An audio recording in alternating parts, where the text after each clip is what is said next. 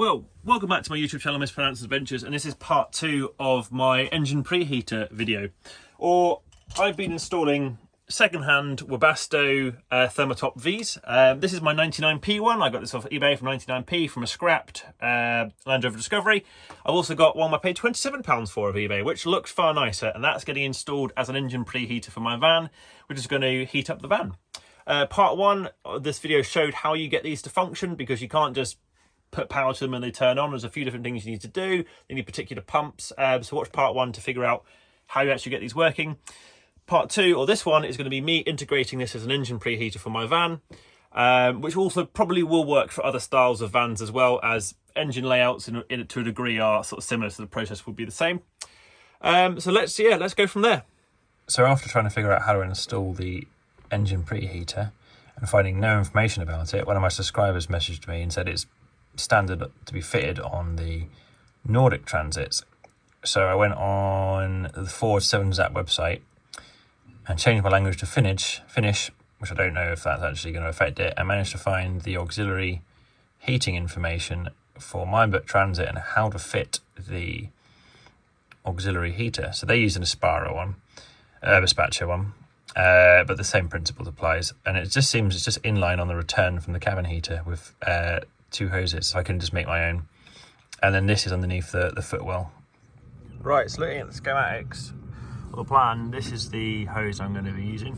I'm not going to cut into it. I'm going to just undo either this clip, take it off, and then it's going to have basically a right angle coming out, going down here to the heater, and then back again, and then clip the original hose back into it. So I'm not going to have to modify or damage or modify the original hose. Then for the unit itself, it's going to go underneath the passenger to the footwell. So hard to see, but this is where it normally mounts. And it's going to effectively build a bracket for it to go in there and then plumb it forwards. So I've had a few more bits arrive for the heater install. 4mm cable, because I've got around about 5 meters to power the unit.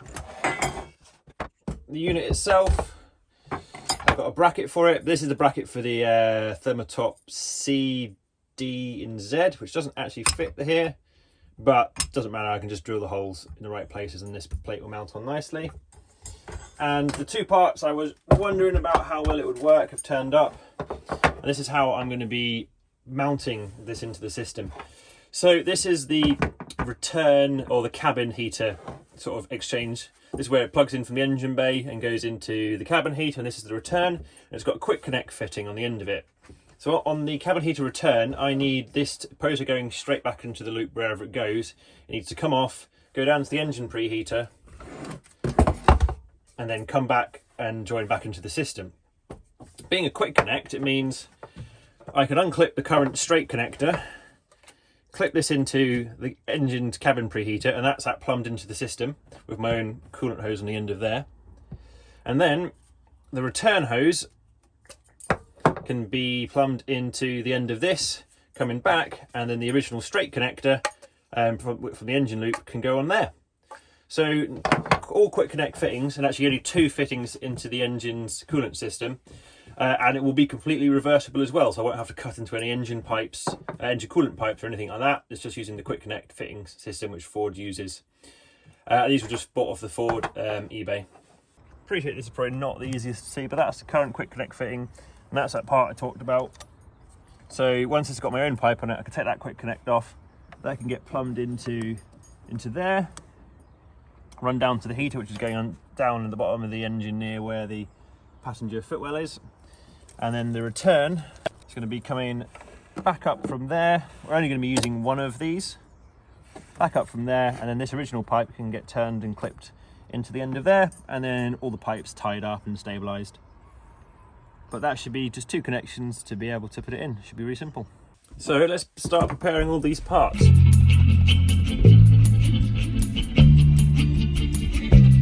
For anyone who does potentially work with one of these heaters, the V5, it's extremely common to have the plastic shielding for and clip for the power supply snapped off. As you can see, it's snapped off on my good one, and it's also snapped off on this one as well. And if you go on eBay and you look for them, a lot of the pictures you also see this is snapped off.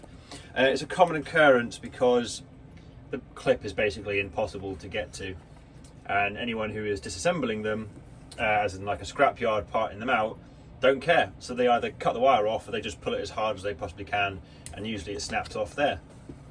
So that's why it's broken on here. And what I'm gonna have to do is I'm gonna just epoxy the plug directly onto the plastic frame, not onto the pins. So, right, mounting the pump, 50mm P-clip, which I paid an extortionate amount for because it's an Uberspatcher one, but I just knew it was going to fit. I think it was like a £2 or something.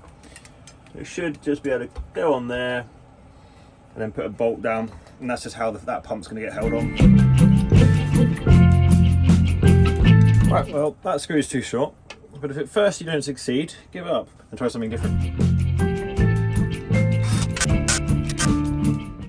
Right, ta-da, done. Right, time to get the bracket on with its newly mounted holes.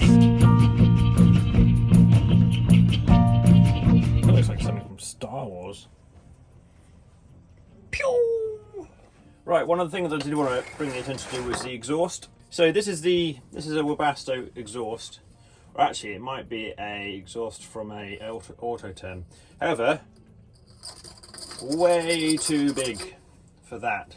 So I've got one of the silencers, mufflers, whatever, from a Chinese diesel heater, which actually fits pretty perfectly on there. So that's going to go on there, and that's going to get Jubilee clipped. And then with the exhaust port being on the inside, and then the outside, because it's slightly larger, this port can go on the outside like that, and then get clamped in place.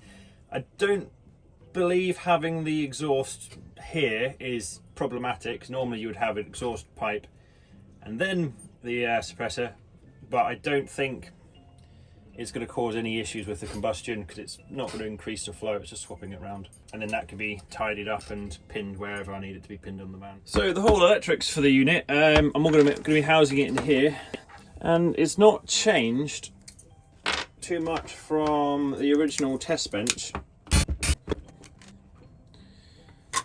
So it's just a little control unit, and then using the two Waco connectors as effectively bus bars for the positive and negative.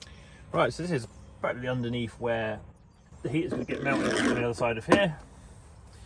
So we can get the step out.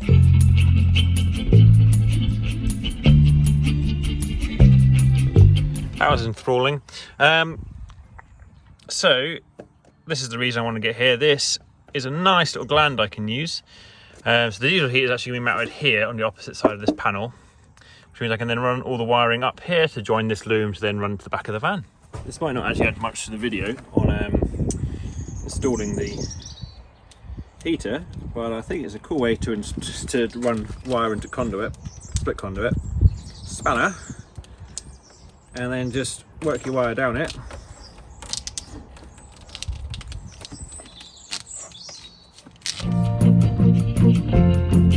Next job, before this gets in position, I'm going to put on the piping, the coolant tube on it. Reason being, it's a pain in the ass. So this is, I've ordered 4 meters of 19mm internal diameter coolant tube, which is what the heaters use, to neaten up one of the ends, and I'm going to pass it through the engine bay before I cut it, down underneath the van and out here, so I can then put the heater on here and then sort it out.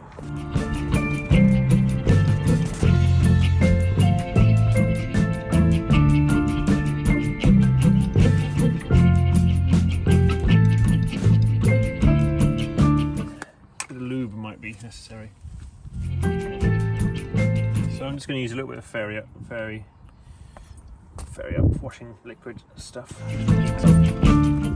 Everything's easier with lube, eh?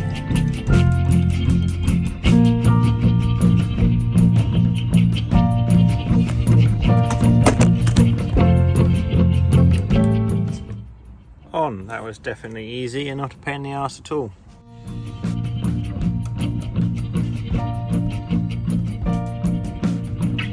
Ooh, right, well, here is my current predicament.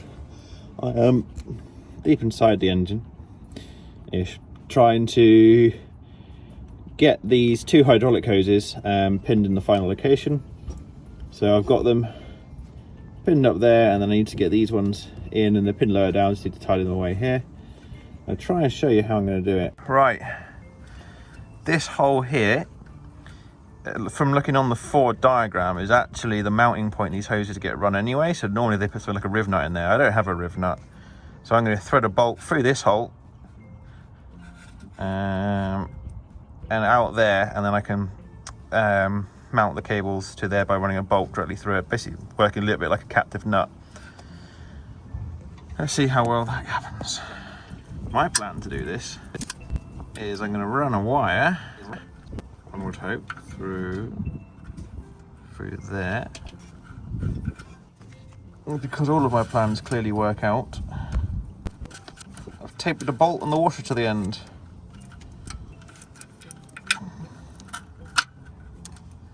There we go. So I can get this off, drop the camera off. Now I haven't got any proper hose brackets, so I'm going to use one of these. These are actually the D-rings, which I think came with the van. Have I left my washers elsewhere? I was secretly hoping that might fit. Might need a different plan. Welcome back to plan B.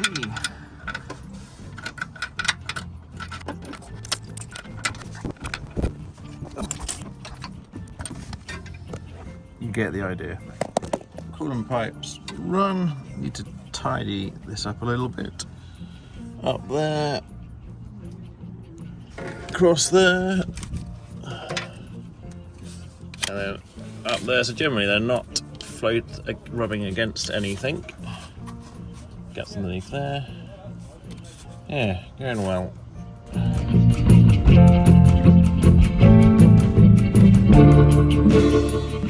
So I'm actually going to run the little electrical box hidden here, because when the plastic facade's on it, covers up this area for me.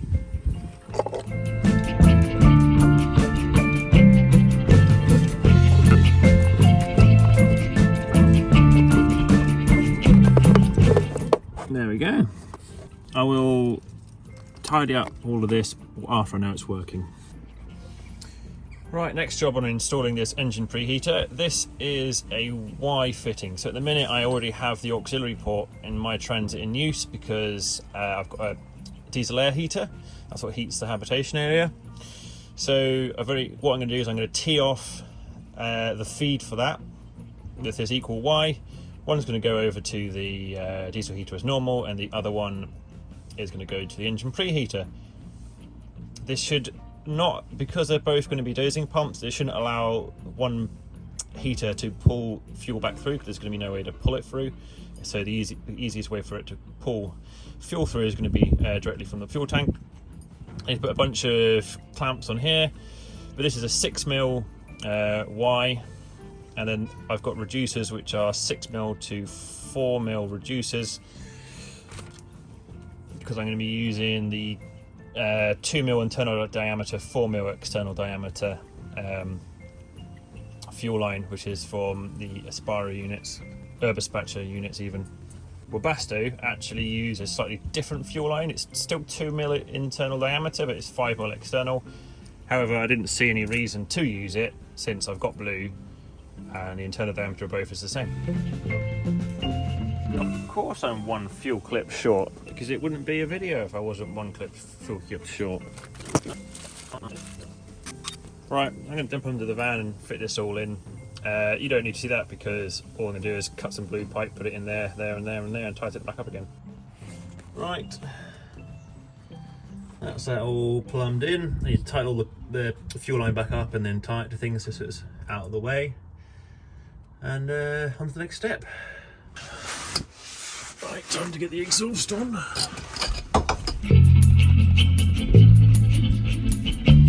There we go.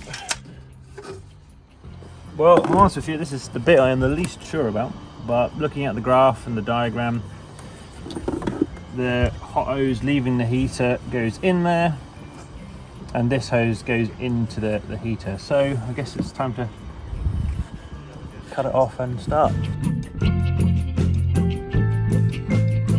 We'll come back in like an hour when I've managed to actually get this all the way onto the pipe. Getting there, one on. I can't get it on the last 5mm, but it's got at least 35mm on. So I think you're meant to drain the coolant before you do this, but I'm going to clamp it off instead.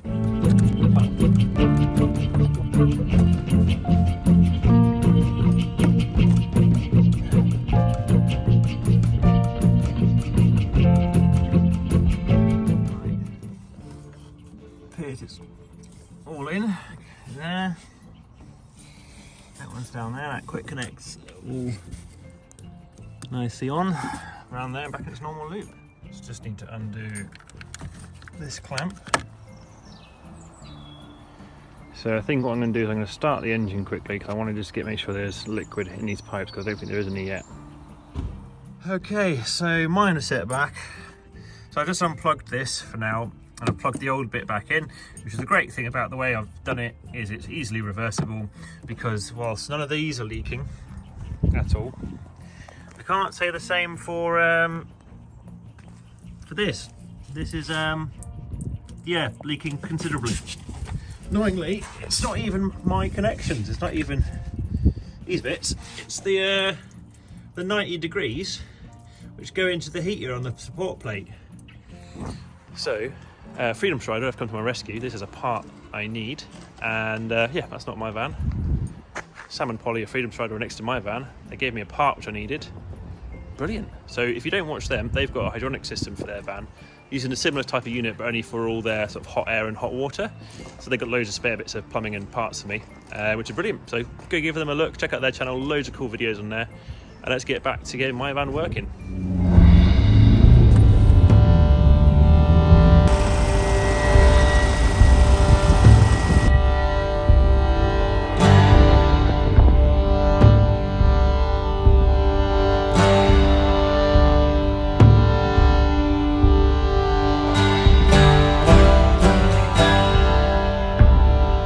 So I've just been in Scotland for a week.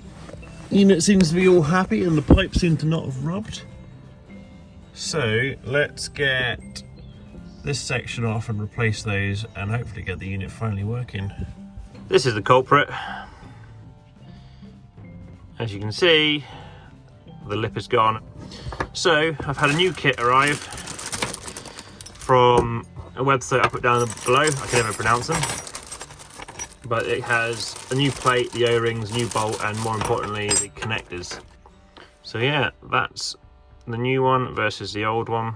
For anyone who buys a V, my one uses the Type B fittings. There are Type A as well, which are these teethed ones. I have no idea if you needed to get replacements of these, where you would get them from. Right, replacement part made. I can now mount it with no pressure on it, so I know I get a good seal. So let's just put the new O-rings on. And yeah, get it back on. Right, all connected back up. I'm just gonna start the engine for 10 seconds just to make sure after the coolant loops gets put around, put some more coolant in it and see if it's leaking or not.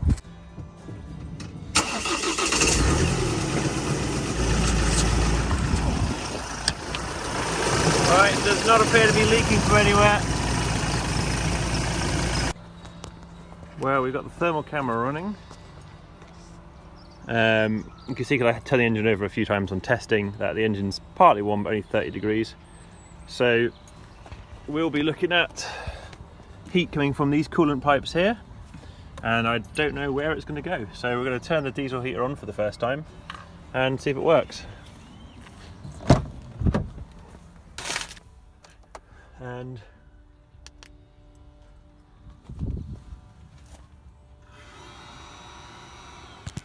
well, I can hear coolant going round.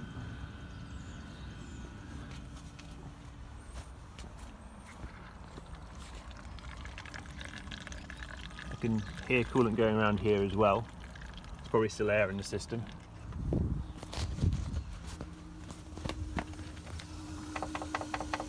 pump is starting to go.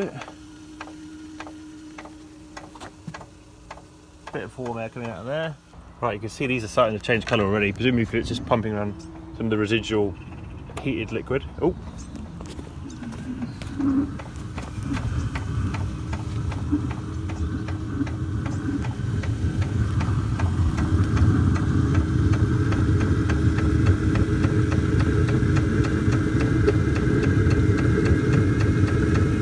Little puff of smoke from the first time it's been ignited.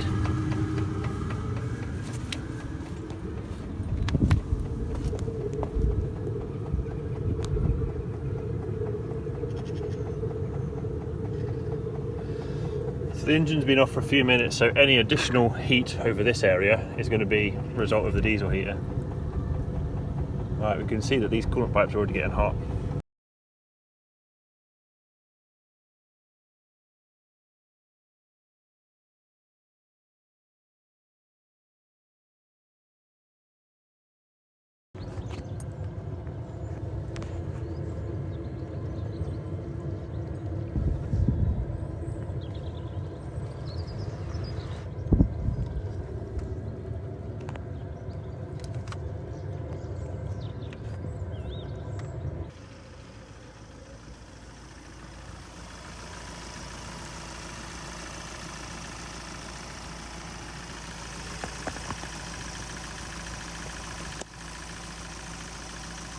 Well, the coolant reached 80 degrees, so the unit shut down. Is the engine any hotter? I don't know. The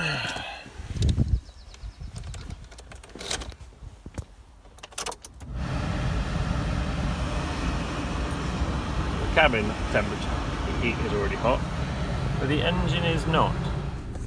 So I've been further down the line, I've been told not to expect to see the temperature go straight to 80 degrees. I guess for this I didn't really know what I was expecting anyway, but I would expect to see the temperature gauge get up to its working temperature a lot quicker than I would if it was just turned on without the diesel heater. So I'm not expecting it to see straight to 80. Having just done another test this morning, I actually had, when I turned the ignition on but not the engine, the van go up to operating temperature. But I did turn the fans on this time.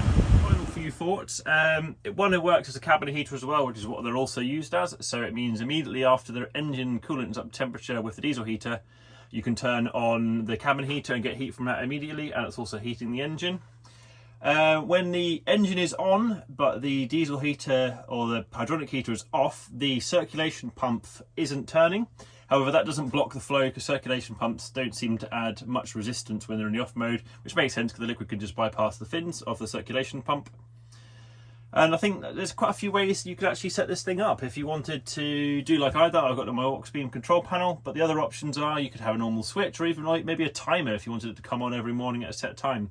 This same sort of method could be used if you want to use one of these hydronic heaters for your leisure system in your van as well. So opposed to heating up the coolant loop of the engine, it could heat up its own coolant loop, which you could put through a plated heat exchanger for your hot water, or through an air matrix for your hot air, or even things like underfloor heating. You could run pipes to the floor and pump one of these heaters through there. As long as you get it to work that way, and remember for these type of heaters, they get their coolant up to 80 degrees and then they switch themselves off.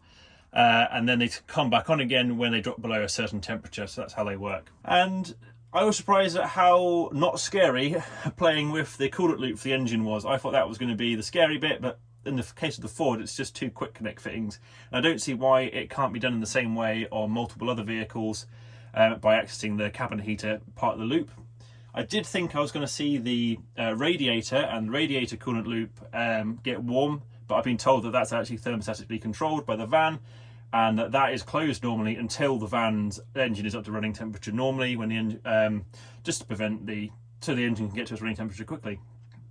Well, I hope you've enjoyed this sort of content. A bit of a longer video, but I wanted to show how I'm installing this, and it took a while, and how to get these heaters to work. So thank you very much for joining me, and if you like this sort of content, feel free to subscribe, leave a comment, and I'll see you next time. Cheers, bye.